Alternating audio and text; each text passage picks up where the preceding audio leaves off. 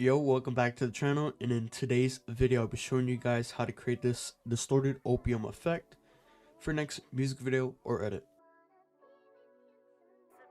Starting off, I already have my clip right here. I'm going to go to the bottom left, right click, go to new and make our adjustment layer right here. And for the first effect, I'm going to go ahead and add noise. It's going to be under noise and grain. I'm going to go over here to our effects control and drag in noise for our adjustment layer.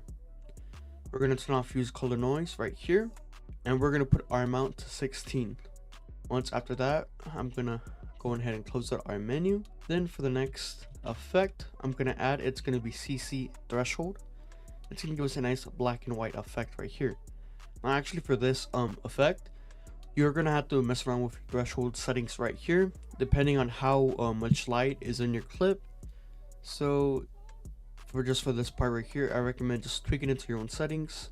It's pretty easy to tweak. You're just mainly messing around with it. But once you do it, you want to find something kind of like this. So I have it at 163. I'm going to close out our menu. Then for the next effect, I'm going to add mosaic. And it's going to start distorting our clip. Then I'm going to go over here and put 240 on our horizontal blocks. And yeah, that's all you guys need to know in order to create this distorted opium effect that you guys can use in your music video or edit. I hope you guys learned something new today or just enjoyed watching this video, and if you did, I would love it if you were to subscribe, like, or leave a comment. You guys don't have to, but it does help support me and helps my channel reach other people who want to learn new effects. And with that all out of the way, keep on staying creative, and I'll see you guys in the next video. Peace out.